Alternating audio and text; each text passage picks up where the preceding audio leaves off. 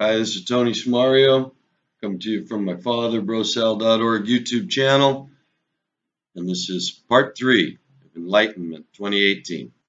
The book is called The Broken Cross, The Hidden Hand in the Vatican by Piers Compton, Piers Compton, Piers Compton, The Broken Cross. It was published in 1982. This man is from Britain, and when you read it, it's evident that it was written in Britain. So this is an Englishman relating his research, the insight of his research into why the Catholic Church, he's a Catholic, trying to demonstrate what's happening to the Catholic Church and why. I find this book is absolutely full of insight for me and for us in this search as to what time we're at, what are the real indicators according to the real plan that's really going on, and who's pulling the strings, and how do we know? What are the indicators of who's really pulling the strings so we know what's, well, I mean, everything's propaganda, but so that we can recognize the nature of the propaganda because we know the nature of the force behind it. And so I think that with a mind to those two, because when I read the book, that's what occurred to me as wow, even though this person is really trying to say that Catholic Church, had an authority that it's now had undermined. Excuse me. And as I say, we'll have plenty of occasion to comment on some of his concepts of the Catholic Church ever being what it's claimed to be, this succession handed on from Jesus to Peter. That's a pretty thin thread for anyone like me who's actually read the scripture. When you consider all the references about love, brotherly love, and carrying on in the spirit of love, following the Messiah, suffering for the Messiah, the idea that thou, Peter, art a rock, and on this rock I'll build my church, and the gates of Hades. I mean, really, that's the absolute instructions. Here you go, Peter. Now that's it, everybody. The fact of the original concept to me is one that this author never questions. So I'm willing to admit that this whole book is part of propaganda and revealing to Catholics the truth, to get them divided. But because it justifies Catholicism to the ones that are looking for it to be justified. But either way, as I say, the research is invaluable to placing some of these actions of history of these last 100 or 200 years into my own scheme of a relationship to history that has to do with this awaiting of Messiah, and then the fulfillment of Messiah, and then awaiting of a second coming, and the prophecies, and where are we, and who's really in charge right now? Where am I looking in all this theater to see the truth, or to read between the lines, because I know who's presenting it to me. I know what the authority is, and I know the principles and the method and the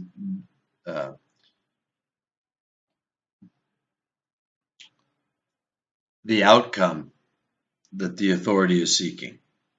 So this book really is just full of that kind of information taken in the context that I've been trying to lay out for some time now in this ministry as it's come to me, and now for the last couple of hours as I've been trying to really the best that I can, relive it into a summation that I hope to build on. And I want to use that summation now as sort of the reflective idea in which to read this book and reflect on what, the way that I see this whole image of history as a struggle of man to justify, first of all, in himself, his feelings of being his own, and then to resist and fight against all the structures in the world that represent um, a responsibility to something outside of himself.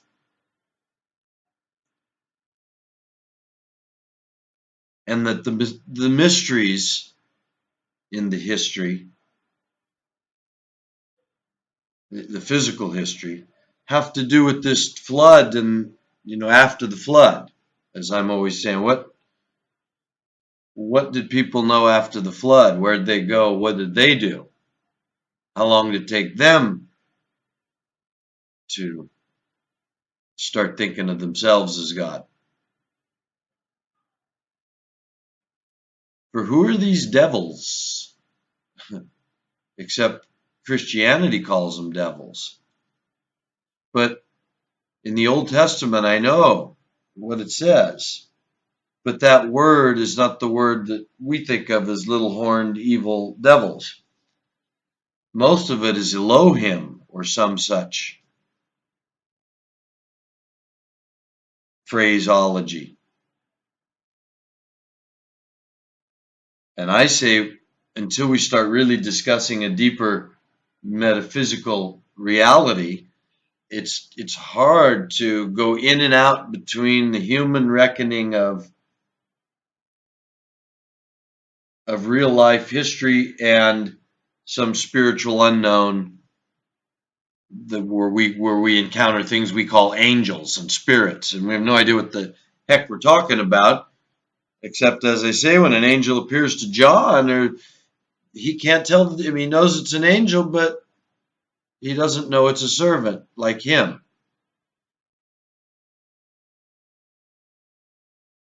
And so, to me, the mystery of the flood, and then which I think is likened to this idea that the devil's going to be locked in a pit for 1,000 years and then let out again. I mean, did Noah and his family enjoy 1,000 years?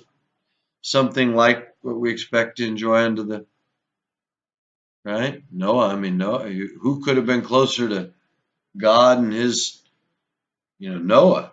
Come on. How long did it take Noah and his kids? or I guess to phrase it a different way, I wonder how long Noah lived in that idyllic relationship of absolute faith with no desire like we expect. I'm trying to compare this to the millennial kingdom concept, being led by God himself, being led by the king that's righteous in the allegorical or comparative concept. Noah was, by definition in the scripture, a righteous man. The last righteous man who got his instructions, from as close as you can get, I suppose, build an ark. However that went down in history, everybody seems to regard a deluge as an epoch in the historical reality of our realm. So what is that really? The killing off of demons? Why all of this? protracted history, tabernacle slaughtering animals to get to a Messiah that isn't what they thought, even though King David came and slaughtered everybody, but not the Messiah. No, he comes. He's so dirty and unrecognizable from a beggar or a, what they called a sinner, right? They could hardly believe it. Even John the Baptist, I only know because that's the one. The Spirit came out of heaven and landed on him like a dove, just like I was told. That's the one. I know he don't look like it.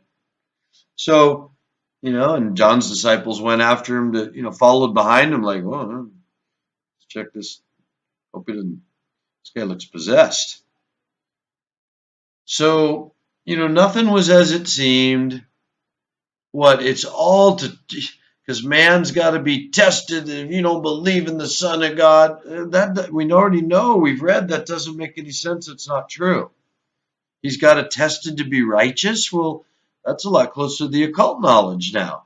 We got to earn it. We got to become like Christ. And we have it within us, as Christ himself told us. You'll do greater things than you've seen me do. Heaven is within you. See, what do all these things mean? So I want to preface this book with that because he makes all these, really strong arguments throughout or inferences, I should say, because I didn't hear any argument for the Catholic Church being legitimate. Just an assumption that it was once legitimate and constant inferences as to when it was legitimate and the legitimate, authoritative, righteous decisions it's made in the past. And I don't want anybody to think that I agree with any of that.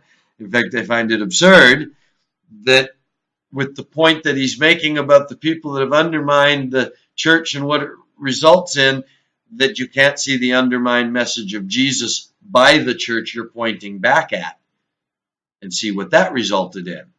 I mean, he seems to talk of the Inquisition like it was simply a, perhaps drastic but reasonable measure of the time for the church to take. I don't see how anyone calling themselves a Christian justifies burning another person alive. You tell me that's what follow Jesus. I mean, you can find something in there where follow Jesus can equal, under some circumstances, burning a heretic alive. So this is how far the world is off base. That's why I want to use this book to paint two pictures. One, this man's research into what I'm trying to get at myself as to who's behind it and what's the evidence. How do they work and how do we know it's them and what are they trying to achieve and how does that play out? So that now 35 years down the road, can't we make a few inferences or follow that chain the best we can now beyond 1982 and see where it's led? But the other thing I think is important about this book to me is it demonstrates that even while presenting that story, it's presented in a context of essentially defending the Catholic Church as something defensible. And so it's just like, wow, so the research was there to find out about Illuminati, but not to find out about the Nicene Creed and the paganizing and the popes that come from mostly these super wealthy, warring city-state factions and families of Italy that were some of the most debauched human beings in the world. So when were any of those decisions and those canons? Are you kidding me? These were the righteous people and the people around them, that many of them were their family or friends and they were henchmen, and it was just simply a mafia is all it ever was. And so what's funny is this book essentially shows how the real mafia known as the Illuminati, how that mafia undermined the church, which to me is very funny because, of course, the Catholic Church is in itself a mafia. Probably the oldest still surviving mafia. So the book, once again, is called The Broken Cross by Piers Compton. In chapter 1, part 1. What remains when Rome perishes? When Rome falls, the world. It's a quote from Virgil out of Byron. Its claims were monstrous. They passed beyond human reckoning, for it claimed to be the one divine and authoritative voice on earth, and it taught, gave judgment, and asserted, always in the same valid tone, confident that its message would outlive the transitory phenomenon of doubt, change, and contradiction. It stood secure, an edifice of truth, behind the ramparts of truth, which defied the many and various attacks launched by its enemies. For it claimed a strength that was not of itself, a life force and vigor imparted by a power that could not be found elsewhere. And because it could not be likened to any earthly thing, it provoked fear, bewilderment, mockery, even hate.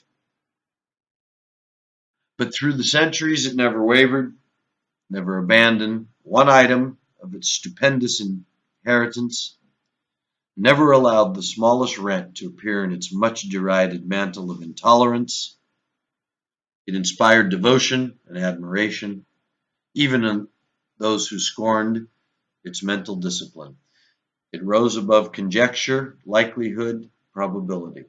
For the word by which it had been founded was also its guarantee of permanence. It provided the one answer to the immemorial question, what is truth? Now let's, before we go on, just make the very simple observation here that when he speaks of it standing secure like it's never budged, I can only say really. So you mean what Peter did is what the popes after him did. What Peter espoused, what the Messiah espoused and passed to Peter as the keys that Peter passed. This is what you talk about as the phenomenon that stood in the face of all pretenders. So I find that that's just absurd. The real truth would be that whatever Peter did have, that stood the test of time. People like St. Francis, let's say, of Assisi, right down to, I'm sure, our modern day.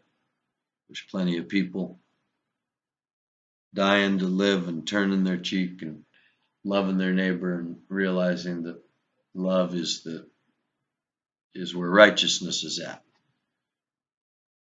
And that's the seed, that's the church, that's the outcalled ones that he would call out to follow him.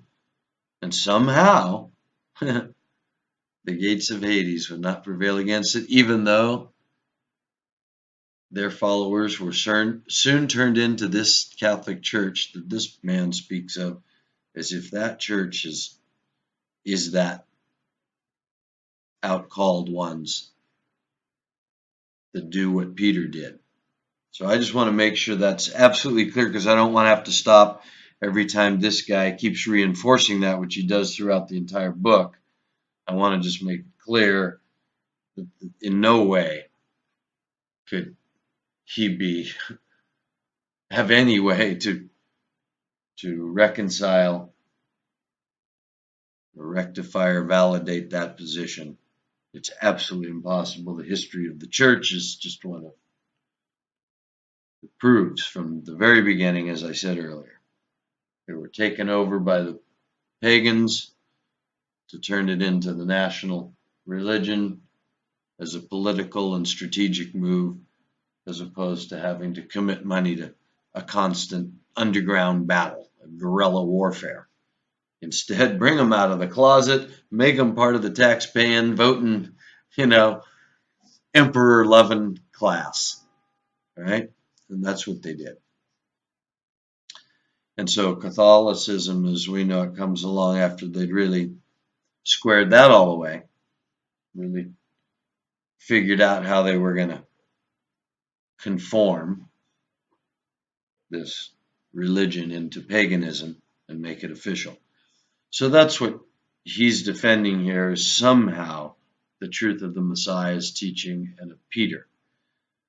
So anyway, I just want to make that clear because it astounds me, because the rest of his research is so elegant, and most of his writing is very elegant, but in it he keeps presupposing this authoritative and authentic Catholic Church rather than the complete fraud and whore that it's always been.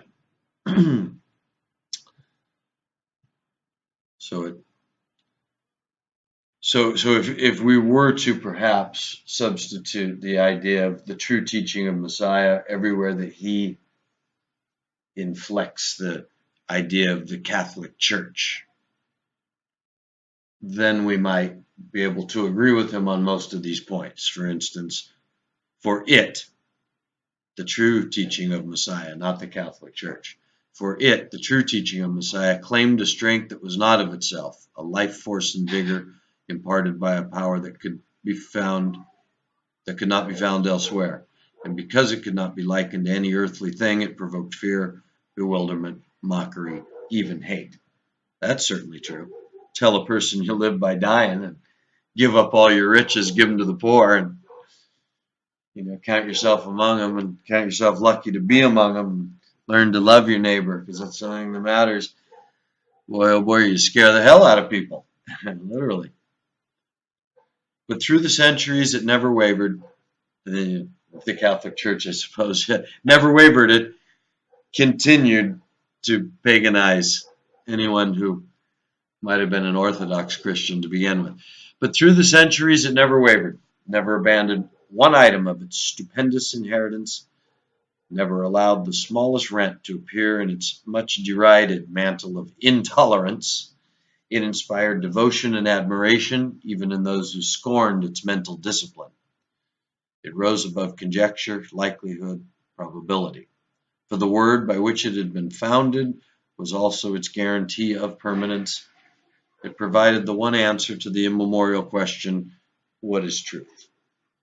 One of our essayists told, as many of our schoolboys used to know, of its place in history, how it saw the beginning as it was likely to see the end of our worldly systems, and how, in time to come, a broken arch of London Bridge might furnish a foothold from which a traveler, quote, could sketch the ruins of St. Paul's, unquote.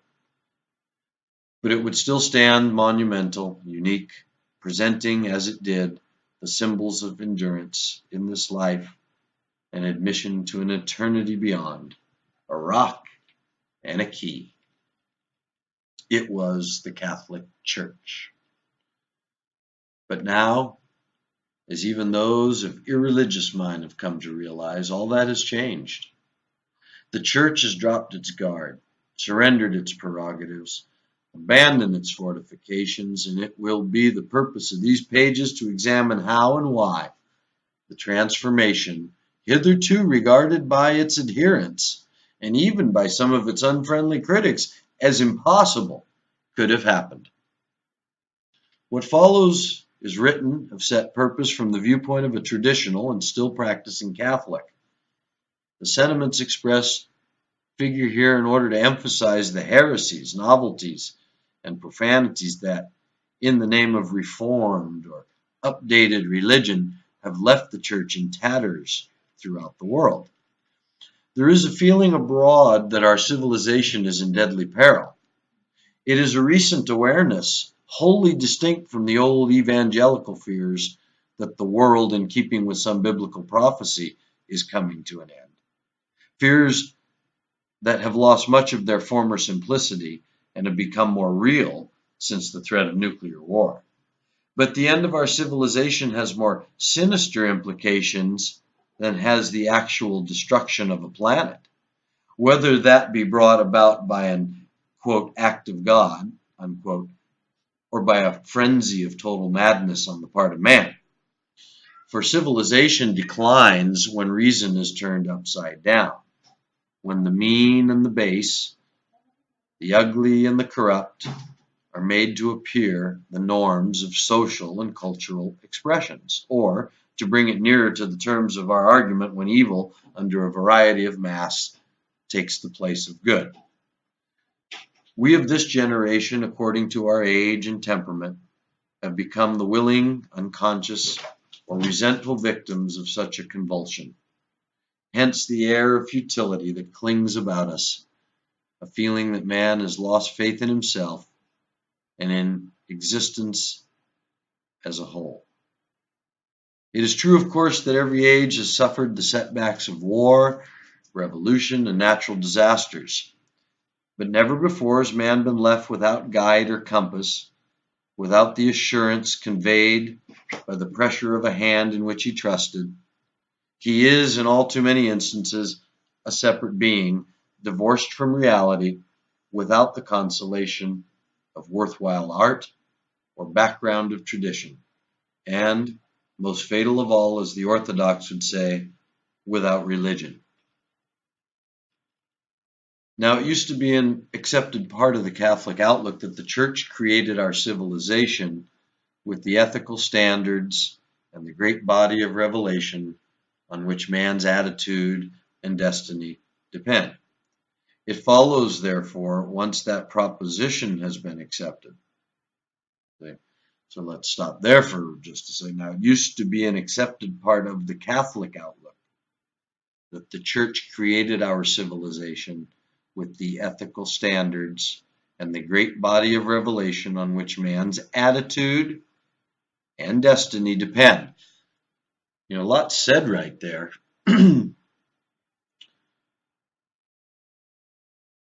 The attitude, of course, gave them the idea that they could go conquer the world and kill other people.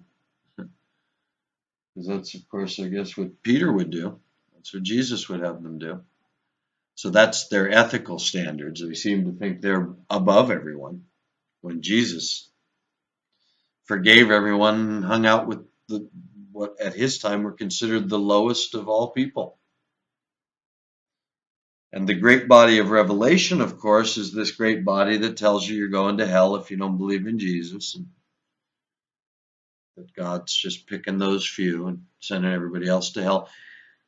And of course, it's that great body of revelation that lays the groundwork for a body of people who believe it's okay to go kill other people, torture them to death, burn them at the stake to save their soul. So anyway, remember what he's defending, because when I read it, I almost stopped here. To tell you the absolute truth, when I started this book, I thought, this guy's out of his mind. He obviously knows nothing about history or the church. He's just a pathetic Catholic academic who is out to defend Catholicism as somehow a representation of the teaching of Jesus and the actions of the Apostle Peter. Two poor people that hung out with everybody, judged nobody, killed nobody, took up the sword against nobody, owned nothing. So, so I almost stopped here when it used to be an accepted part of the Catholic outlook that the Church created our civilization. That certainly, too, they created this civilization of that he winds up showing you. This is the hook I wanted to throw out there right now.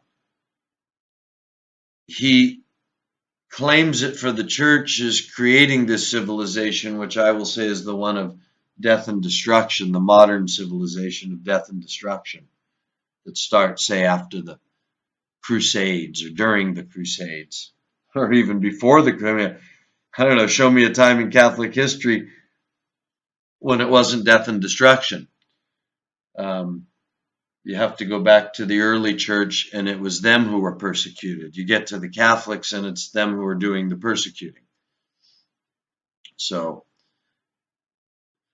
excuse me. And I don't ever recall in any of the sayings or teachings of Jesus where if they're persecuting you, well, then certainly you get to kill them. Be the bigger, have the bigger stick. No, that's eye for an eye. That's an animal's perspective, if not worse than an animal. So all his research that shows us who the people are that ruin the church, in his opinion, to me, point to the very people who create the civilization in which the church is what it is. And so I want those that are listening to watch for that. And that's what we'll aim to bring the commentary toward, I suppose, as it's revealing these these two sides of the argument that I'm trying to present, of what that means, that what he's showing you that's happening to the Catholic Church 35 years ago and more, because it started in the 60s, as far as the changes in the councils that went on, and continues through the time of the writing of this book here. So he's showing you 15 years of the history that's resulted in the church being completely undermined of this thing that had been created, where it was just this intolerable mass of myth and pagan ritual that threatened everybody with hell, that this guy's trying to defend. But at least it was intolerable, and it did stick to its guns, and it didn't budge. You were going to hell if you were a homosexual. You were going to hell if you were an atheist. You were going to hell if you were a communist. You know, everybody's going to hell. And this is what this man's defending. But certainly, it's the civilization that church created, and then over the 15 years that he's recounting now and getting behind where this change is coming from and who has brought this change onto the Catholic Church in the 60s, 70s, and into the 80s. That is showing us what this whole new temple, this Zionism, this destruction of Christianity, all the stuff that we're trying to fit into our view of the future that includes, as I say, the words of Jesus are really wars and rumors of wars, but the end is not yet. Then they'll hand you over to be persecuted for my name. And this is all really about that. The handing you over to be persecuted for my name. He's presenting it with the church being the good old church, the real Peter. This is the church being handed over now to be persecuted by the world. But I'm saying, oh, no. This is the false church to begin with, set up to control people, with essentially becoming Zeus and the Greek gods, which became the Roman pantheon of gods, now becoming the Christian saints and Christian God, to quell, undermine, usurp the power of what happened in history when the Messiah arrived. And so I want to show how what he's revealing to me in my search points to how the whole undoing of the church that he's seeing at this time is but this piece of evidence in the larger plan of setting Christianity up to be the patsy, or both the patsy and the executioner in World War III, because it's the Christendom and atheism that both need to be destroyed at the same time, which is not all of the people, but the systems which of course is all of these great, what we call Great Western Europe and America and the British Isles on the blue team, and China, Russia, at least India probably, or Pakistan on the red team. And so you can look for all these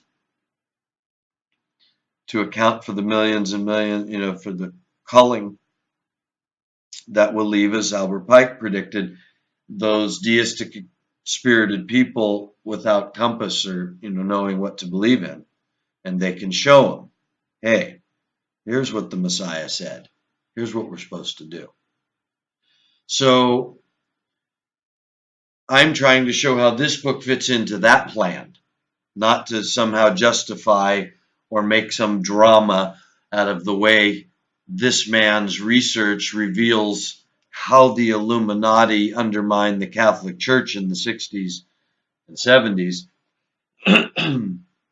I say that was just timing waiting to take place. He presents it like this grand, they took over what was otherwise quite pure and impenetrable. And I say, no way. It's been being run by the pagans all along who, therefore were affiliated on those highest levels. The adepts are all brothers. They all belong to the different brotherhoods.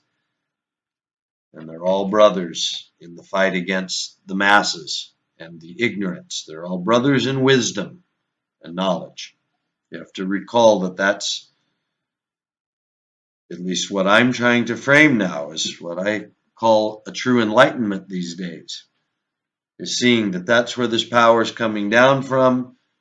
Its aim is this grand work they call the great work of freeing us, freeing the world of the binds of organized religion and the binds of our mind, not being able to move forward beyond good and evil, but being stuck in believing somehow that that's real and it's from God and you got to be good. They're trying to free everyone from that so that in their, mostly, I think, at least when you listen to some of the teachers like Hall, you realize they're very sincere sounding and quite educated, rational people. They're not revolutionary, screaming, acting like a Hitler, ready to irrationally take a stance. They're quite rationally trying to point out that the allegory's been misunderstood. There's a lot of research and study to demonstrate their perspective is immeasurably more reasonable than the Zeus in the sky, Roman gods, Christian saints, and fallible popes, and this story. Jesus coming to take people to heaven, burn the rest in a lake of fire. When you really hear their story from their smart people, not from your boob tube telling you about Aleister Crowley, the Beast 666, and all this nonsense, but when you hear it from intelligent people, you realize that they have a much more reasonable vision of reality. And I say that this book will help expose what to me is some of the weak links in their story, which is that all this goodness and this great work and all this higher understanding, I mean, I guess being beyond good and evil leads to you being evil by the standards of the people that aren't beyond it, because when you look at the actions and what comes out of it, the control, the manipulation, the lying, the secrecy, the death and destruction, the superiority, the pride, the arrogance, these don't seem to be the seeds of the higher expression, but lower expression. So I've yet to see how that is disguised, because it's talked about, as I say, when you listen to Paul, if that's his name. You listen, you read Morals and Dogma, not just listen to the boob tube version that stops in the middle of sentences and gives the misrepresented interpretation, but you actually read it. These people sound very moral. They sound like they're calling people to realize that Jesus the Christ was the representative of what it means to be good. It's what you're supposed to look like. They've misrepresented it as some God that's waiting to take people to heaven, but that doesn't mean that you're not supposed to try and emulate him. That's why they call it the Christ consciousness, Christ likeness. There's all this emulation of the Christ and the love, and it's all about this kind of higher thinking, higher identification, and in that way, Jesus, the Christ, fits into their evidence even, and certainly into their allegories and their symbols. So much so, as I say, that they call for people to emulate the Christ, to become Christ-like. And so what's odd is, okay, so then if I'm a 33rd degree Mason, shouldn't I really have, become Christ-like? And in the only way that we know Christ is this great teacher that taught everyone to love and showed it by eating with all the poor people and going against the norms of his own religion and his own customs and his own wise teachers of his day, and demonstrating his deeper knowledge in love by living it. I mean, I don't get how, if you're going to claim that somehow that's where your secret knowledge leads and that's where you're heading and that's your goal, how come it produces George Bushes, right? Then wait a minute, that doesn't. So I haven't come to that answer or excuse yet, and why I suspect the whole thing is deception and lie, why it's father of lies, why it's like a child who steals cookies out of the cookie jar and then invents a story to get away with it. It's all just lies, because upon inspection, the truth is you stole the cookie, right? And you know it. And so something like that, I suspect, is behind it all, as opposed to some devil pulling our brain or pulling our strings, since heaven's within you and the adversary is what Satan is. Hades is where everybody's going, and works is what the scripture always points to. Everybody's judged by their works, works, works. Doesn't matter what you believe. Works, works, works. In that sense. So belief in Jesus is another way of saying being one of the out-called ones that believes that he really somehow was this sort of thing this man keeps trying to claim for the Catholic Church. And because you believe that steadfast truth, this man was, God incarnated in a man and proven by raising from the dead, and, the tenets of the true belief in what he said he was, believing that simply means to prove that by living the out-called life. To say you believe that and live a different way just seems to me that, us believers, I really can't see anything except the reconciliation with what's written about the Laodicean church.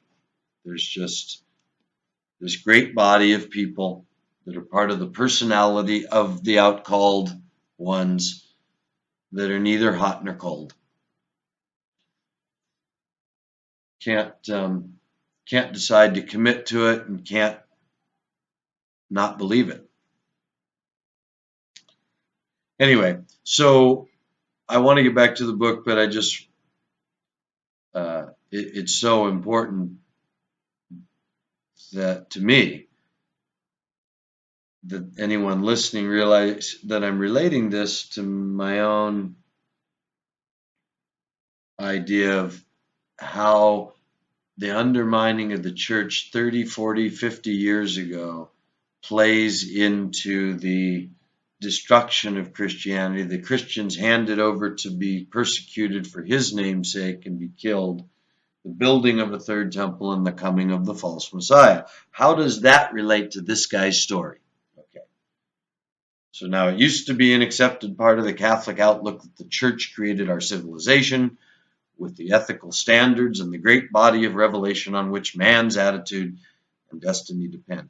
It follows, therefore, once that proposition's been accepted, that any falling off on the part of the church must be reflected by a similar decline in the civilization it fostered. And such a decline, as evidenced by the moral and cultural expressions of our time, is everywhere visible. So it is that the mere mention of religion calls forth an automatic rejection on the part of men who have never given a thought to the church's teaching or practice, but who feel that it should somehow remedy or control the widespread erosion.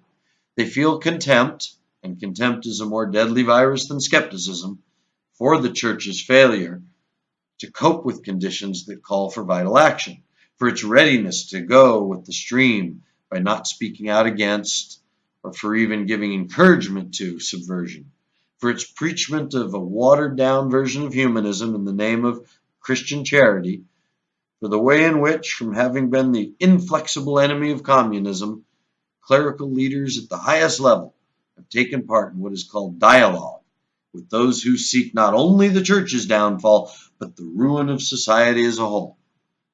For the way in which it has surrendered its once proudly defined credo by admitting that there are more gods in heaven and earth than were dreamt of in its founder's philosophy. The summary of misgivings brings us back to the question posed at the start of our inquiry: what has caused the changes in the church? Any revolution, such as the French and the Russian, must come into headlong collision with two institutions, the monarchy and the church.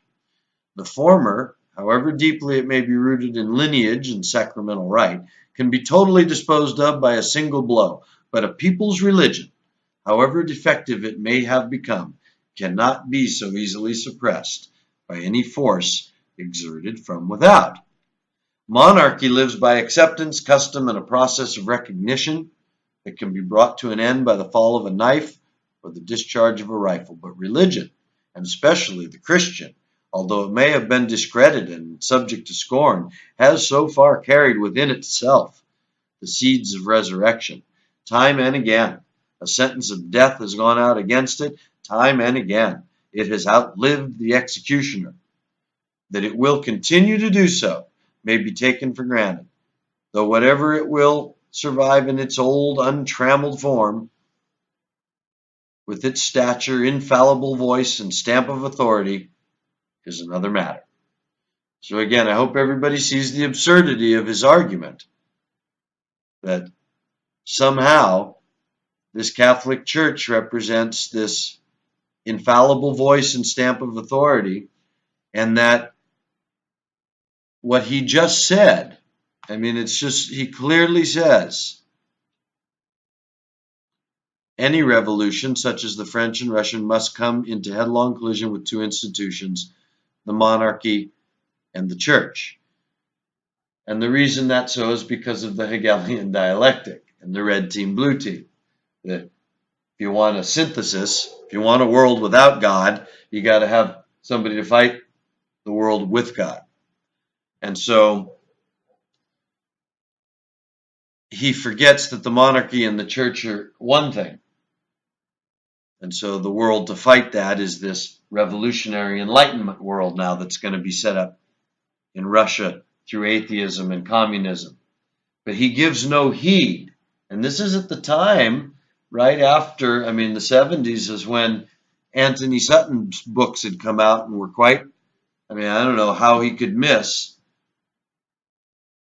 as a researcher, the fact that Russia was being funded and set up since the Russian Revolution. He continually speaks of Russia as the real, true, God-forsaken enemy of the church. These sworn atheists, never once recalling that the same people he's accusing of undermining his Catholic Church are the same people that 50 years before funded and set up, and by the very research of one of his colleagues in his very time that he's researching these events, demonstrates beyond the shadow of a doubt that up until this very day, Russia supported, China supported all their technology to fight the Vietnam War, the Korean War. What the communists had all came through American industrialists, right? All the same people who support the Masons and secret societies, who this man's about to show you, were the ones used to disrupt this honorable church that is the voice, infallible voice, right? Time and again, a sentence of death has gone out against it. Time and again, it's outlived the executioner, right? Well, Jesus said, his church, not that church. And this guy doesn't seem to know what we know, that that church is part of the whole Christianity, set to be destroyed, and was set to be destroyed from the time the Messiah showed up. That's why Herod was trying to wipe him out. Oh yeah, God's on the earth, well, let's kill him, and that'll be that.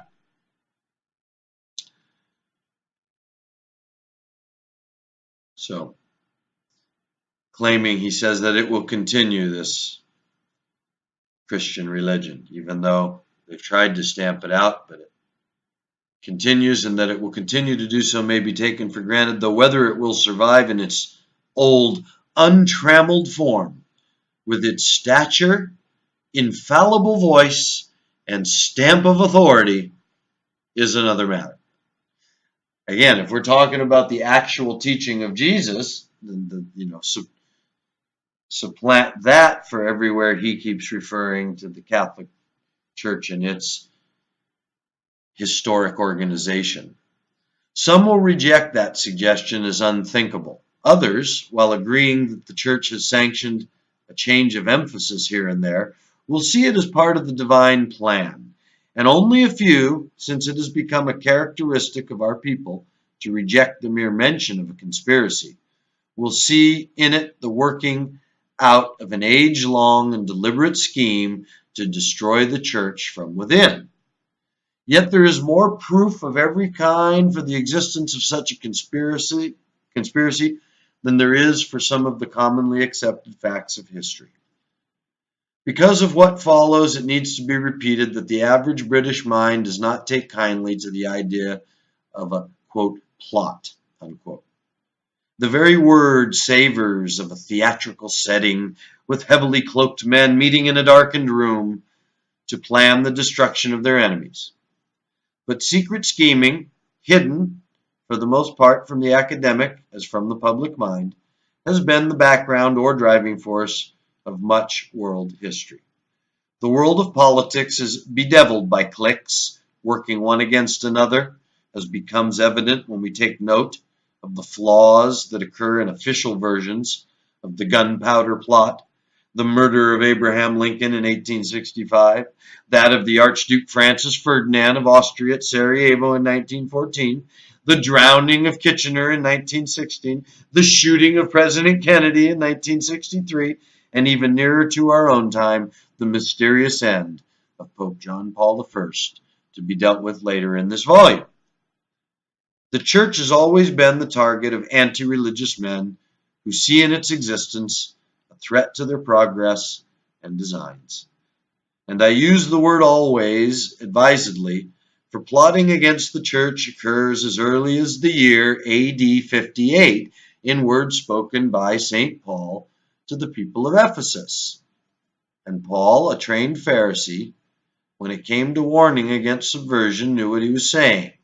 Quote, after my departure, grievous wolves shall come in among you, not sparing the flock. And from among your own selves shall issue men speaking perverse things in order to draw away the disciples after them. So I have to interject again that for some reason he doesn't make the connection that his Catholic Church is the very thing that Paul warned against. He imagined what Paul's warning against 1960, and the Catholic Church is really just up and from this moment on the legitimate thing, huh? So I find that laughable myself, but it is, again, as long as we leave that parallel alone and keep laughing at his insistence that it's got anything to do with the historic Catholic Church, and instead insists that what he speaks of is simply the real faith once given by the Messiah and practiced by Peter and Paul and John, and we know not who else, really. Few people in the letters that are praised by Paul, Priscilla and Achaia and these kind of people. But boy, oh boy, did it change fast. As he says in AD 58, if that's correct dating, we have Paul already warning from his own experience, knowing what he's talking about, that from out among these disciples will come the people that will say perverse things, right? Like agnosticism, for instance, and such. It's an evil world. Jesus was an allegory or a shade.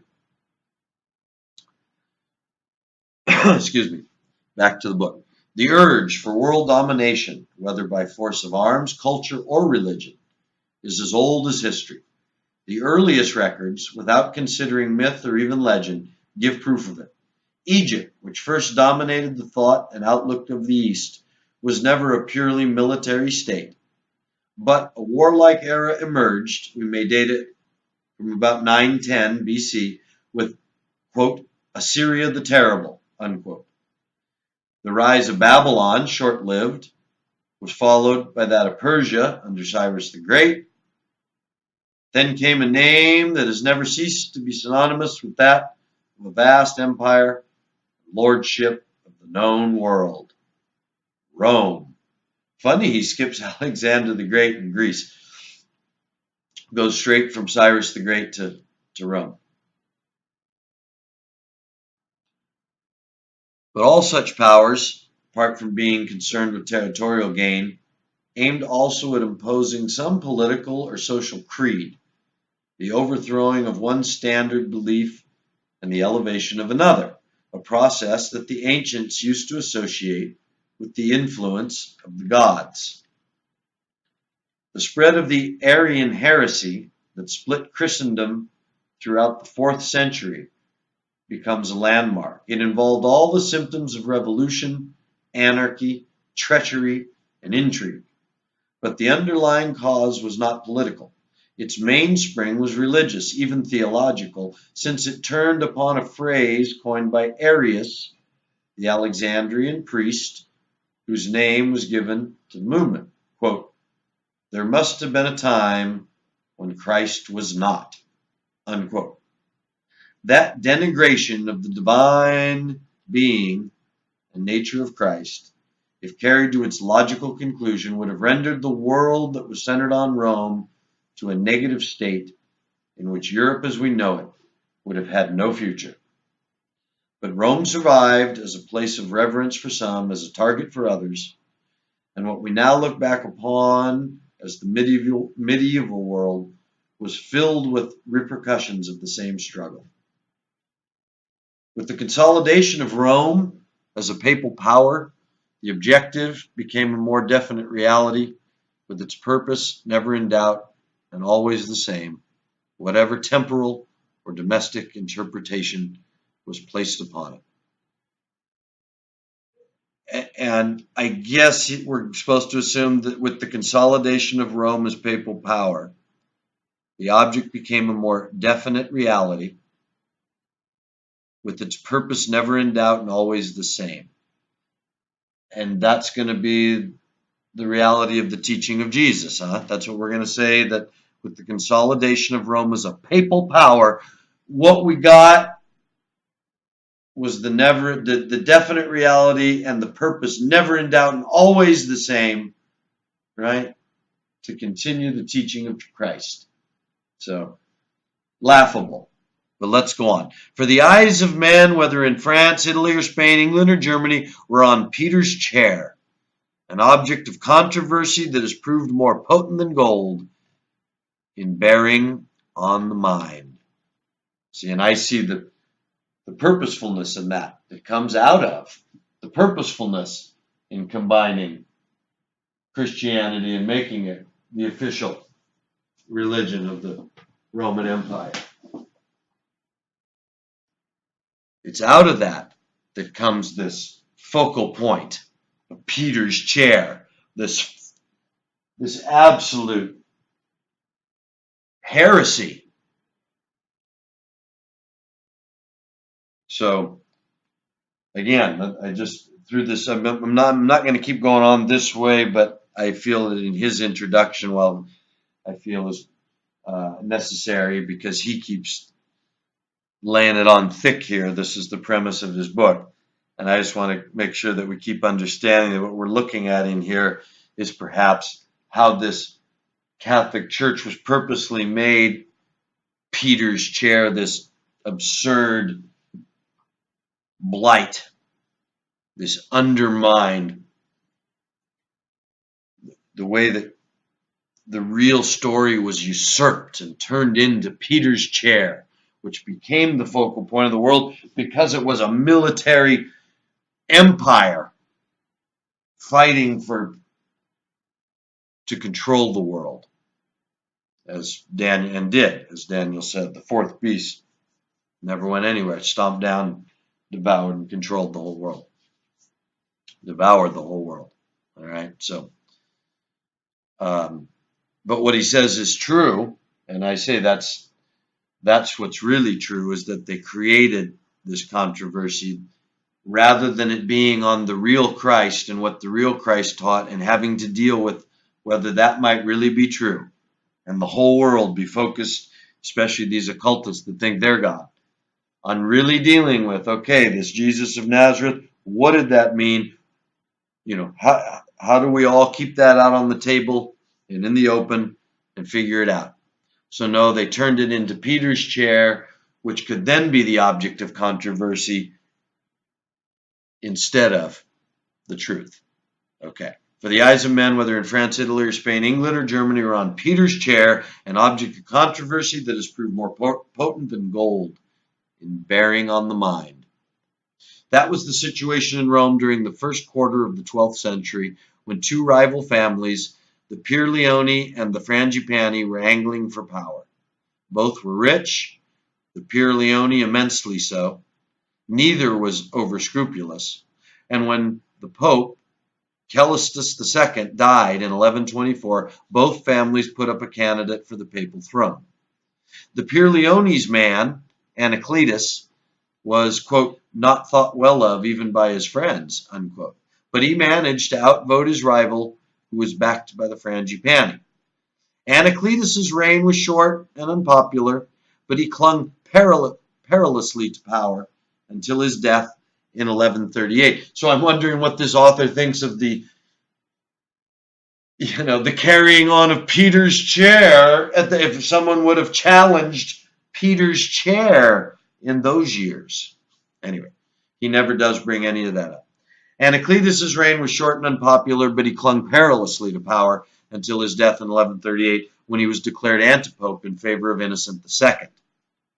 So it came about that an organized clique, if only briefly, took over the Vatican, where they installed, quote, their man, a looked-for consummation that figured in the minds of international plotters until in our own times it came to be realized.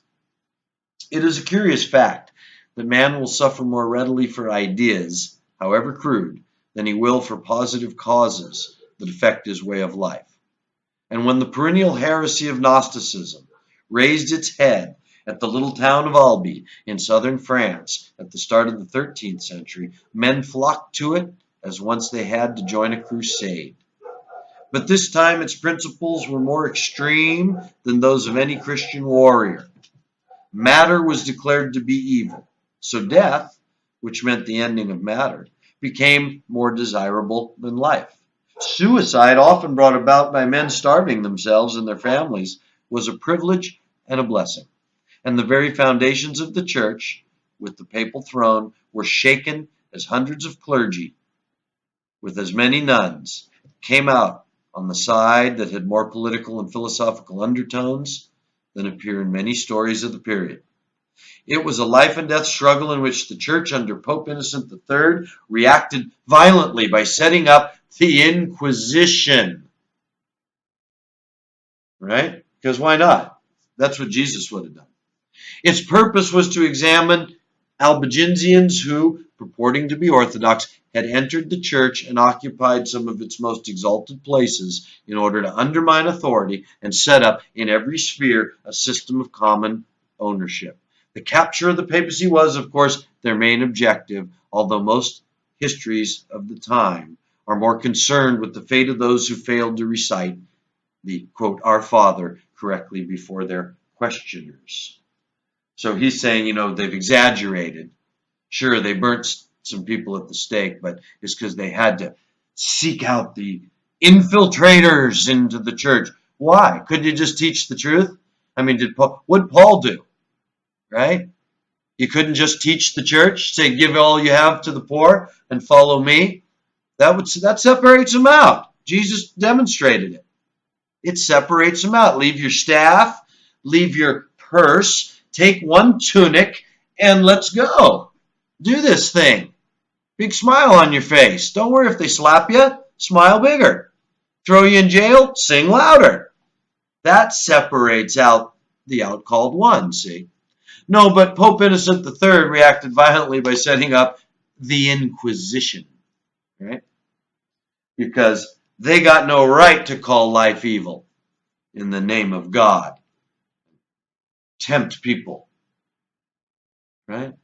Really. And because they don't have the right to have a different view of life, which everyone had before Jesus came along. He didn't sentence everybody to death. But suddenly now, Peter's chair, the authority of Jesus, is to set up an inquisition. So again, while the introduction continues, I have to keep pointing out the laughability of this man's position. And as I say, it was hard for me to get through it. It's only that as he starts to get more historical now, the interest for me, because of the way it illuminates the past and demonstrates how the people with a plan, what they did, exactly who and what it took, so that we can watch, because this is all stuff he's taking you back now into the history of the church to set up the history of the popes, to get to the point, to prove that the popes that he's going to reveal are actually of the long time teachings that come from the mystery schools. These are people from the inside that get made popes finally. And that's what his whole proposition is here, in taking us back to Innocent III, having to set up the Inquisition to root out the bad elements, because what he's going to show essentially, I guess, is that's what we're at today. You've got this infiltration in his day. Remember, this is all going on, he's writing this in the late 70s and early 80s. It's published. And he's reflecting on what's gone on through the 60s and 70s with the last few popes, and being able to trace them directly to the secret societies they come from and the people that they are friends with, and all of the historical writings that those people, in other words, all of the evidence of what everybody's about, what all these people are about, that actually become popes and start changing the church. So, he wants to pretend that before then it was some sort of, authentic authority, but certainly it was already part of the plan long before these particular popes came into play. But this does illustrate this particular point in time in which this church that was presented as infallible and so rigorous and so unbendable suddenly comes into this modern era. And that's what's so interesting to our study of both what we're expecting as the end of the church and what we're watching in our time and what's behind it, who's controlling it, and how it's being brought about. So I'm just going to try and finish up the introduction here. It was a life and death struggle in which the church under Pope Innocent III reacted violently by setting up the Inquisition. Its purpose was to examine Albigensians who, purporting to be Orthodox, had entered the church and occupied some of its most exalted places in order to undermine authority and set up in every sphere a system of common ownership. The capture of the papacy was, of course, their main objective, although most histories of the time are more concerned with the fate of those who failed to recite the Our Father correctly before their questioners. The violence and cruelty of the war that set in has left a permanent mark on history. The terms Albigensian and Inquisition are often employed as useful steps to an argument. Few realize the true significance of the struggle, which left the papal throne still secure, so far invulnerable, but always, under several guises and from any part of Europe, the object of attack. From this time on, that attack was more concentrated. It gathered strength. In 1482 at Strasbourg, it gained a new intensity as the enemies of the Pope declared their intention of waging war against him. A document dated 1535 and known as the Charter of Cologne is evidence of the same hostility and equally violent. Echoes of the Albigensian campaign, still insisting that non-existence was preferable to what its followers called the satanic ordering of earthly life, lingered on in a traditionally orthodox and never thickly populated country like Portugal, where the continued activity of the Inquisition was such that among the dozens of those sentenced to death between the years 1619 and 1627 were 59 priests and nuns. During the latter years of the 18th century, a young man was pacing the streets of Ingolstadt, Bavaria, with hatred in his heart and a fixed determination in his mind. His hatred was directed against the Jesuits, the religious society which had trained him and made him a professor of canon law at the local university, a society which has, incidentally, always been a successful breeding ground for nearly every type of saint and assassin. His determination, shared at one time or another by many serious-minded young men, but all too often without dedication, was to work for the overthrow of church and state. But his determination had roots, and Adam Weishaupt, for that was his name, was now reaping the benefit of the society he had come to despise. For the spirit of the first Jesuit, Ignatius Loyola, had come down to even the apostates among his followers. Ignatius had been, as was then not uncommon in his native Spain, a gentleman soldier. He had stood fire and known the shock of enemy metal, and Adam Weishaupt could view the prospect from him with a military mind. He had thrust and vision. He knew the value of surprise, which is grounded in secrecy, and he was single-minded. All around him was strife of some sort and contradiction. He would blend mankind into one whole, eliminate tradition, which differs from people to people, and suppress dogma, which invites more untruths than the one it sets out to establish. Not for the first time, and certainly not for the last, a man set himself apart from his fellows in the name of universal brotherhood. The ideal state that Weishaupt had in mind was, of course, founded on the impossible dream of human perfection. Hence, his first followers went by the arrogantly priggish name of perfectibilis. But it soon became clear that moral impeccability was less conducive to his ends than mental enlightenment, and on the 1st of May, 1776, the secret society that was to profoundly affect much subsequent history came into existence as the Illuminati. The date and certain of its implications are noteworthy, for on May the 1st, the great Celtic pagan festival of Beltane was celebrated on hills that wherever possible, were pyramidal in shape. The Illuminati had by then, according to a plan they made known in Munich in the previous year, decided on a most ambitious line of conduct. It would form and control public opinion. It would amalgamate religions by dissolving all the differences of belief and ritual that had kept them apart, and it would take over the papacy and place an agent of its own in the chair of Peter. A further project was to bring down the French monarchy, which had long been a powerful influence, second only to the papacy, in maintaining the existing European order. To that end, a most efficient go-between was found in the person of one Joseph Balsamo, better known as Cagliostro, one of the world's most agile performers on the make-believe stage. He was backed financially, as are most, if not all, anarchist leaders, by a group of bankers under the House of Rothschilds. It was under their direction that the long-range and worldwide plans of the Illuminati were drawn up. Cagliostro's excursions in the realm of the occult have earned him a variety of epithets. He was charlatan, astrologer, possessor of the secret of eternal youth and of the great universal medicine.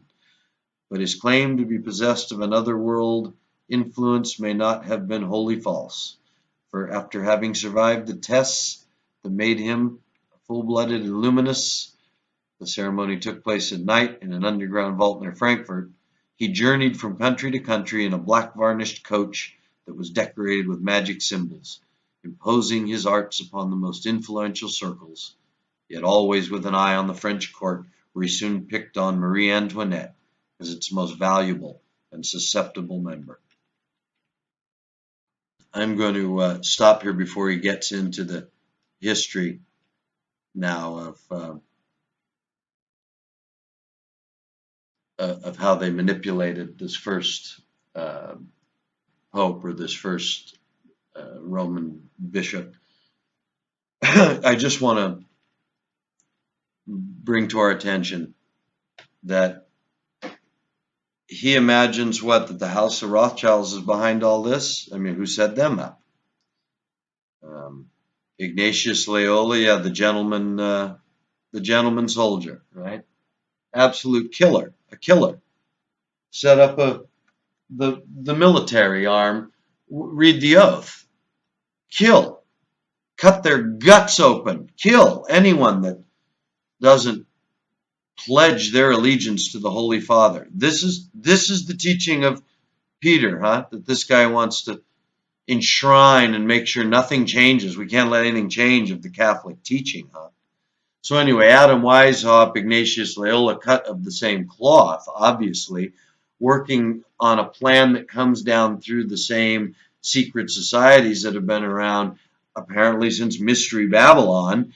And the Illuminati seems to be just what was created at that time, significantly on May 1st, a very important day in the ancient mysteries, for carrying out this final phase of world domination and the destruction of religion and the bringing about of the pure doctrine of Lucifer.